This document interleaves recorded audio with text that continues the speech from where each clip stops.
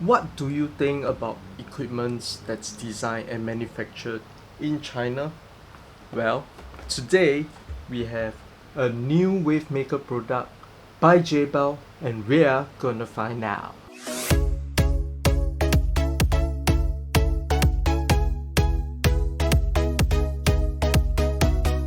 Now, there are some reefers who swear by certain brands when it comes to equipment for their expensive reef tank, whereas there are others who might opt for a more budget option to enjoy the hobby. And today, I actually got this in my mailbox and we are going to go through what's in it, set it up, and see whether it's really worth a try. I actually got this product online, which I'm gonna put a link in the description below. Well, disclaimer, it's actually an affiliated link, so anything you purchase, I might get a small commission out of that, but that is of course at no cost to you. Well, why did I get this online? Simply because it's not available locally.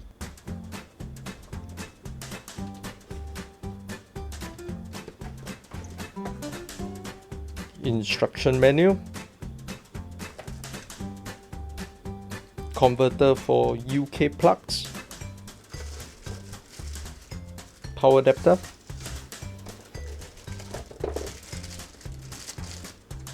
this is a all new DC remote control by Jebao. I believe this would be some rubber suction cup thingy for the Wavemaker.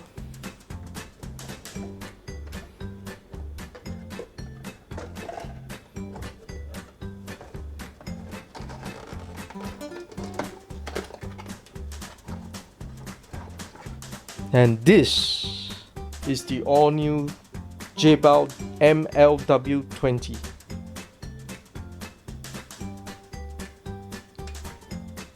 On the first glance, the magnet isn't really that strong, so like you can see it's just falling apart, so I'm not sure how well it will hold in the tank, especially if you have thicker glass.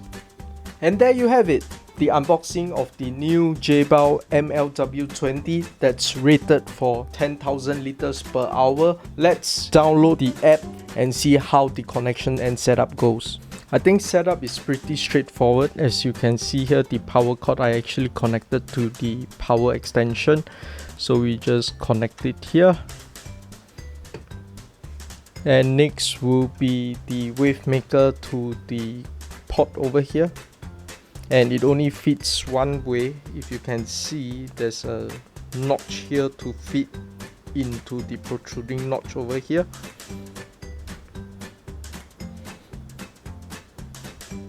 And for safety or whatever reason, I think they included this mechanism to screw things tight.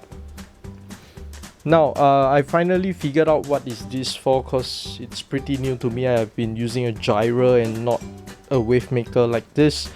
So at the back, I actually thought the magnet was weak, but in fact, there's actually two pieces of magnet. One would be the exterior part of your tank, and this will actually stay put in your aquarium, and this is actually to slot in the magnet, and I assume we have to remove this.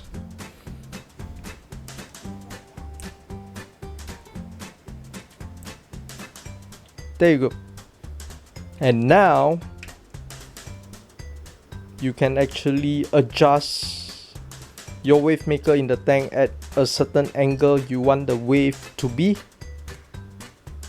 even though it's limited, but at least there's some form of adjustability, though I'm not sure whether it's strong enough to stay in the water if something were to hit on it. Alternatively, I think let's just stick to a more direct approach so that the Wavemaker does not drop into the water. Well, I'm gonna power it up without putting in the aquarium just to go through the setup, to not do this at home. So what I'm gonna do is I'm gonna disconnect the Wavemaker itself.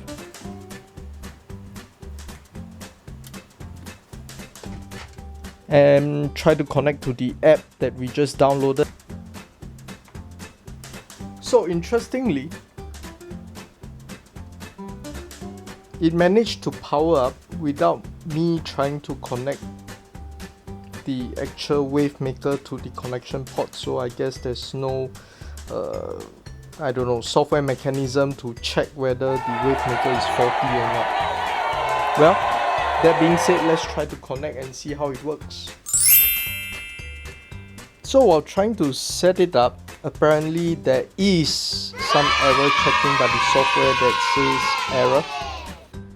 After trying for at least 2 days, apparently the app does not work with the newer Android version, and checking on reviews and issues faced online, most of the users actually recommended using an old Android phone. So as you can see here, I managed to find an older Android version phone, and there you have it.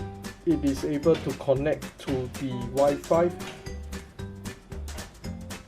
So in the event you would like to set it up to your home network, do make sure you have a relatively older Android version, which in this case, the Android version that I am having over here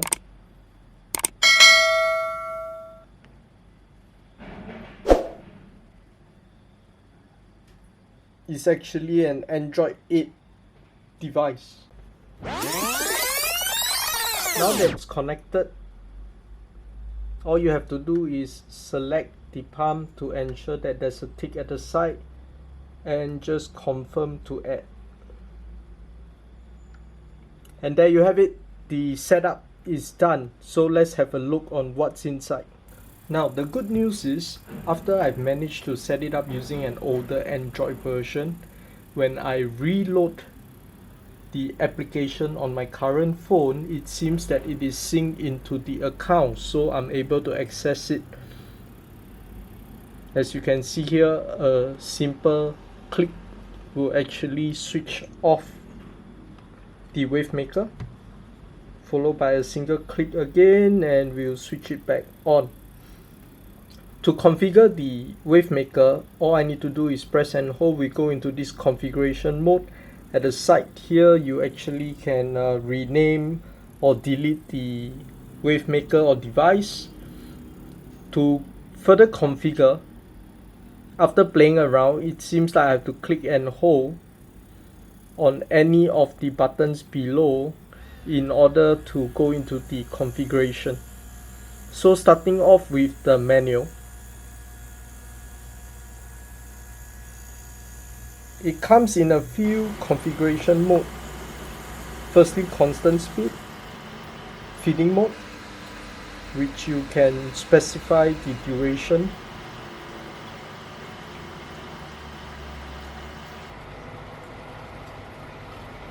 Followed by the classic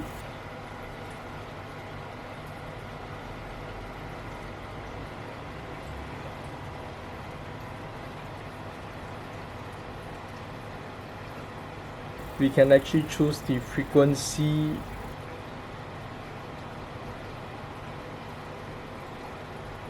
that it kicks in, followed by how strong we want the flow rate to be.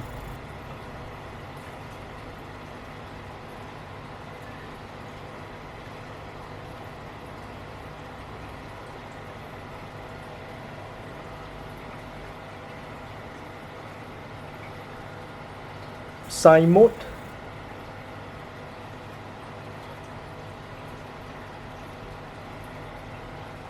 similarly for the sine mode, we can actually select the flow rate followed by the frequency. For random, there isn't any selection, as you can see here. Next, we go into the link mode, where you can link multiple Jebao's Wavemaker together. So in this case, you can actually set this palm to be a master or a slave. whereby any configuration changes on this Wavemaker will co-relate the settings over to the other device in slave mode. And last but not least will be the program mode. For the program mode, you can actually set the time which it kicks in. As you can see here, the blue checker over here will be the time that it will be switched on, whereas the red checker here will be the time that it's switched off. That's all for the app so far. Not the best user experience in terms of pairing it, but once you get it up using an older Android device, in my case, it has been working fine. You can actually press and hold the Wi-Fi button over here for about 10 seconds and you will get this access point mode where you can connect directly to the device. I think this will give you lesser hassle in terms of connecting to the device and configuring at the comfort of your home using your device. In terms of the mic wise, I'm not particularly impressed if you see the quality build of this device. Even simple things like the sticker isn't well implemented. Also, while playing with this device, I noticed that there is a layer, I'm not sure if the camera can capture, but there's a layer of oil on the magnet that will go inside your tank. Perhaps it's created during the manufacturing process, but if you ever get one of these devices, do soak it or wash it in RODI water minimally before slotting into your tank for the setup. On the inside build wise, it's quite a quality build. You have a ceramic rod and some machine oil and dirt, as you can see here. Similarly, on the inside you get a bit of, I don't know, burn mark or whatsoever because I was running it dry earlier. But overall, quite a good build, so feel free to check it out in the link that I provide in my description below. That's all I have for you today. Thanks for watching.